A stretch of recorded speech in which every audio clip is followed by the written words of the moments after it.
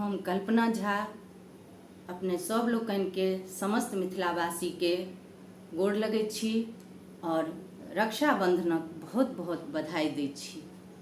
ओना तऽ राखी संपूर्ण भारत में मनायल जाइत अछि, सब अपन अपन हिसाब से मनबै छथिन, परंतु राखी किया मनायल जाइत छैक, एकर की कथा छै, एहिसँ बहुत लोक एखनो वंचित छथिन।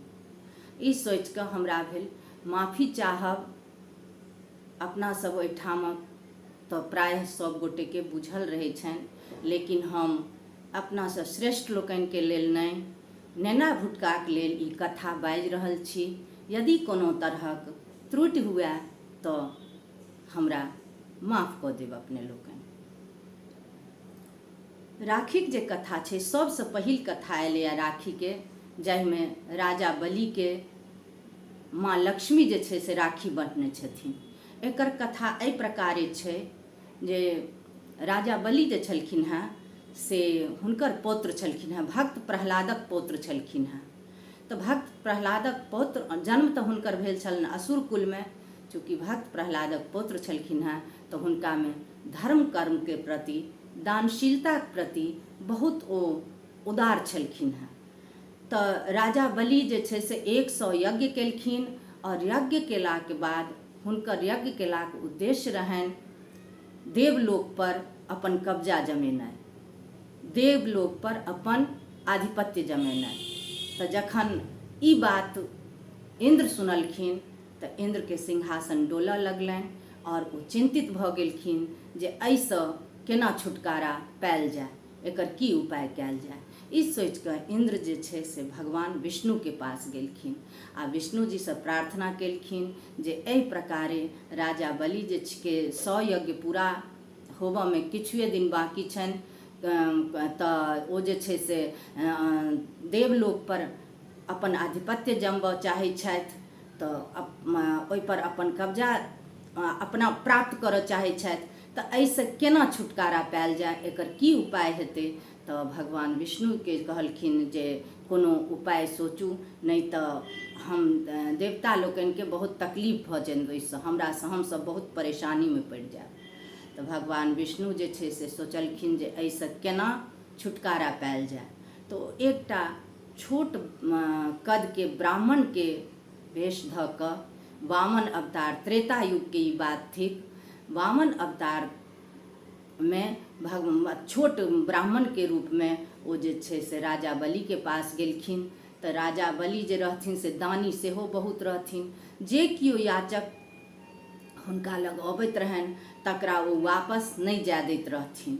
तऽ जखन भगवान गेलखिन, वामन रूप भगवान गेलखिन, हुनकासँ याचना केलखिन तऽ कहलखिन जे हाँ मांगू, की मांगै छी। तऽ ओ कहलखिन जे हमरा और नहीं किछु चाही, हमरा 3 पग धरती चाही। तऽ ओ कहलखिन जे हुनका पहिने आश्चर्य लगलनि जे एतेक छोट कद के ब्राह्मण और 3 पग धरती मांगि रहल छथि, ई तऽ मतलब की मंगनाइ भेलै। लेकिन कहलखिन जे नहीं, हमरा सिर्फ 3 पग धरती चाही और किछु नहीं चाही। कहलखिन ठीक छै। तऽ ओ जखन 2 पग धरती जखन नपलखिन तऽ पूरा धरती के नापि लेलखिन। ओ तऽ भगवान रहथिन, साक्षात प्रभु रहथिन ओ। तऽ ओ 2 पग में समस्त पूरा धरती नापि लेलखिन। तेसर पग में की देथिन से हुनका लग में दै लए किछु नहीं रहनि। तखन ओ अपन सिर जे छै से हुनका लग में झुका देलखिन, कहलखिन जे हमर सिर नापि लिअ। तऽ भगवान जे छै से खुश भऽ गेलखिन आ कहलखिन जे अहाँ हमरासँ मांगू, अहाँ के भक्ति भावसँ हम प्रसन्न छी, अहाँ के दानशीलतासँ, अहाँ के उदारतासँ हम बहुत प्रसन्न छी। अहाँ मांगू जे हमरासँ की मांगै छी। तऽ ओ कहलखिन हमरा और नहीं किछु चाही, आ हमरा संगे अहाँ पाताल लोक चलू। चूँकि ओ जे छै से वचन दऽ चुकल रहथिन, तऽ भगवान विष्णु जे छै से हुनका संगे पाताल लोक चलि गेलखिन और हुनका संगे संगे रहऽ लगलखिन। ई बात जखन लक्ष्मी जी के पता चललनि तऽ लक्ष्मी जी, नारद जी के द्वारा लक्ष्मी जी के पता चललनि। लक्ष्मी जी बहुत दुखी भऽ गेलखिन। नारद जी हुनका उपाय बतेलखिन जे एहि उपायसँ अहाँ जे छै से भगवान विष्णु के पाताल लोकसँ वापस आनि सकैत छियनि। ओ कहलखिन जे अहाँ जाउ पाताल लोक, और ओहिठाम जे छै से हुनका अपन भाई के रूप में, अपन स्नेह देबनि, बहिनवला स्नेह देबनि, और एहि तरहे अहाँ जे छै से भगवानके ओहिठामसँ वापस लऽ सकै छी। लक्ष्मी जी गेलखिन, हुनका जे छै से बहिन जकाँ हुनका संगे व्यवहार केलखिन और हुनका रक्षा सूत्र बन्हलखिन। ओ जे रक्षा सूत्र बन्हलखिन और बहिनवला जे ओ स्नेह देलखिन, ओहि स्नेहसँ राजा बलि प्रसन्न भेलखिन आ ओहो कहलखिन जे अहाँ वरदान मांगू, जे की मांगै छी अहाँ। तऽ ओ कहलखिन जे हमरा पतिके वापस दऽ दिअ वैकुंठ जाइके लेल। तऽ ओ कहलखिन ठीक छै। तऽ जखन भगवान विष्णुके लऽ जाय लगलखिन जखन वैकुंठ धाम, तऽ भगवान विष्णु कहलखिन जे हम जे छै से जा रहल छी वैकुंठ, परंतु हम जे छै से 4 महीना, जकरा चातुर्मास कहल जाइ छै, 4 महीना हम अहाँ लग पुनः आबि कऽ फेरसँ आबि कऽ हम 4 महीना रहब।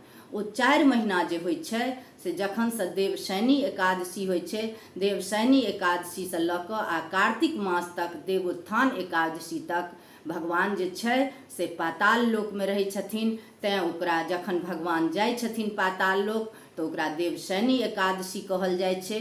एहि बीचमे कोनो तरहक शुभ कार्य, विवाह, उपनयन ईसब नहि कयल जाइ छै।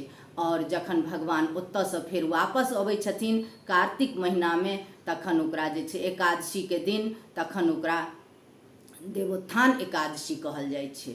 तऽ भगवान जे छै से एहि प्रकारे ओहिठामसँ वैकुंठ धाम एलखिन, वापस एलखिन। तऽ ओही क्रममे कहल जाइ छै, येन बद्धो बलि राजा दानवेन्द्रो महाबलः तेन त्वाम प्रतिबध्नामि रक्षे माचल माचल। अर्थात जिस प्रकार राजा बलि रक्षा सूत्र में बांधे गए थे, वैसे ही तुम बंधे रहो, तुम स्थिर रहो, चलायमान ना हो, चलायमान मत हो। इस तरह से ये जो श्लोक है, जब कोई भी पंडित जी राखी बांधते हैं तो इस मंत्र का उच्चारण ज़रूर करते हैं रक्षाबंधन के समय में। येन बद्धो बलि राजा दानवेन्द्रो महाबली तेन त्वाम प्रतिबध्नामि रक्षे माचल माचल। धन्यवाद।